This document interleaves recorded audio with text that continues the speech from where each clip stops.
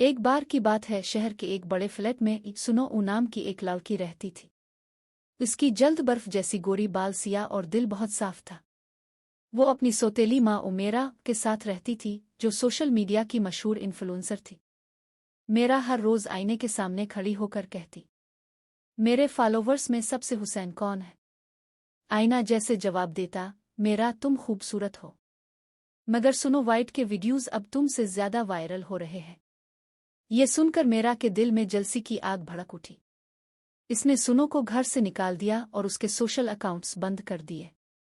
سنو شہر کے پار ایک چھوٹے کیفے میں جا پہنچی، جہاں 7 دوستوں نے اسے نوکری دے دی۔ سب الگ الگ مزاج کے تھے، ایک مصور، ایک گیمر، ایک شیف، ایک کوڈر، ایک گلوکار، ایک فیشن ڈیزائنر اور ایک شاعر۔ وہ سب سنو سے بہت محبت کرنے لگے۔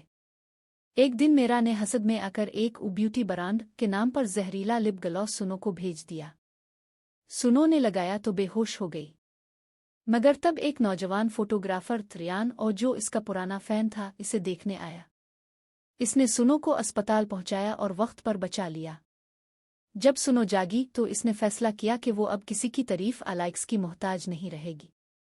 اس نے اپنا نیا پیج بنایا، ریل بیوٹی وتھ سنو، اور جہاں وہ دوسروں کو خود سے محبت کرنا سکھاتی تھی۔ اور آج کے زمانے کی سنو وائٹ نے اپنی کہانی خود لکھی، نہ کسی شہزادے کی ضرورت، نہ جادو کی، صرف ہمت، سچائی اور تھوڑا سا وائی فائی۔